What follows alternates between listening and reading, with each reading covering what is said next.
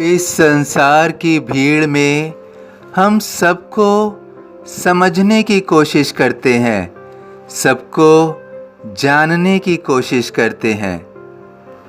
इस संसार में हर व्यक्ति के व्यवहार को समझने की कोशिश करते हैं। वह अपने जीवन में किस तरह से व्यवहार करता है, क्या कार्य करता है, किस तरह से करता है, सब जानना चाहते हैं। हम निरंतर जानकारी रखने की कोशिश करते हैं और अपने जीवन में उनके व्यवहार को लाना चाहते हैं। हम यह नहीं देखते हैं कि वे अपने जीवन में किस तरह का व्यवहार सही करते हैं या फिर गलत करते हैं। हमें अन्य व्यक्तियों के व्यवहार को समझने की आवश्यकता नहीं होती है और ना ही जानने की आवश्यकता होती है।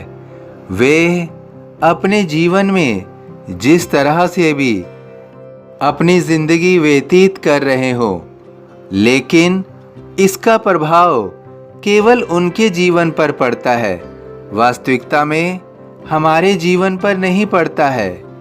हम दूसरे से प्रभावित होकर अपने स्वयं के जीवन को बेहतर नहीं कर सकते हैं। हमें अपने जीवन का मार्ग स्वयं ढूंढना होता है।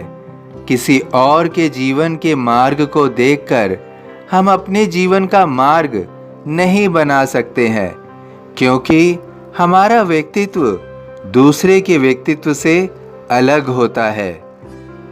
हमें स्वयं को समझना अति आवश्यक है, स्वयं को जानना अति आवश्यक है। हमारा व्यक्तित्व किस प्रकार का है, हम अपने व्यक्तित्व के आधार पर किस तरह का कार्य करते हैं, हम जीवन में किस ओर जा रहे हैं, हम अच्छाई के मार्ग पर चल रहे हैं या बुराई के मार्ग पर। हमें स्वयं की विवेचना करनी चाहिए, स्वयं को समझना चाहिए, आकलन करना चाहिए। तत्पश्चात हम अपने जीवन में सही मार्ग पर चल पाएंगे। हमें स्वयं को प्रकृति से जोड़ना चाहिए, प्रकृति को देखकर स्वयं को प्रभावित रखना चाहिए। यदि हम कुछ समय के लिए स्वयं को प्रकृति के साथ जोड़ें, प्रकृति के साथ स्वयं को अकेला छोड़ें, तो यह प्रकृति वास्तविकता में खुश रहती है। वही खुशी प्रकृति हमें देगी और हम अपने जीवन को खुशहाल कर सकेंगे। हमें स्वयं को समझना चाहिए, स्वयं को ढूंढना चाहिए और इस तरह से स्वयं को सरल बनाना चाहिए, ताकि हम अपने जीवन की सभी चुनौतियों को समझ सकें और उसका सामना कर सकें।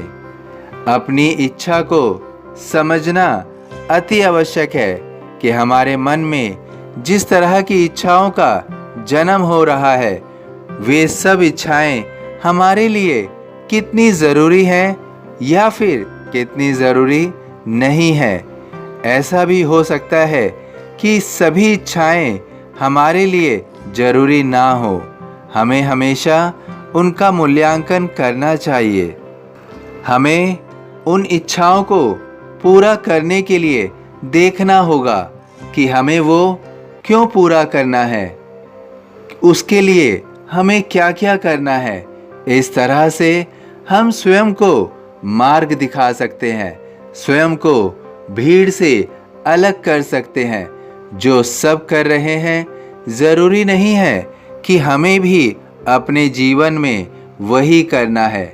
हमें स्वयं का आत्मचिंतन करना है। इस तरह से तुम्हें निश्चित रूप से समाधान मिलेगा, मार्ग मिलेगा, खुशियाँ मिलेंगी। तुम्हारी झोली में खुशियाँ आएंगी। त्याग शरीर चला जाऊंगा, भक्त हेतु दौड़ा आऊंगा। सभी साईं भक्तों से अनुरोध है कि कमेंट बॉक्स में ओम साई राम या अपनी कोई प्रार्थना लिखिए। वीडियो पसंद आया हो तो वीडियो को लाइक कीजिए, अन्य साईं भक्तों में शेयर कीजिए। इस चैनल को सब्सक्राइब कीजिए, बेल आइकॉन के बटन को पुश कीजिए। यदि फेसबुक पर देख रहे हैं तो कृपया इसे फॉलो कीजिए। ओम साई राम।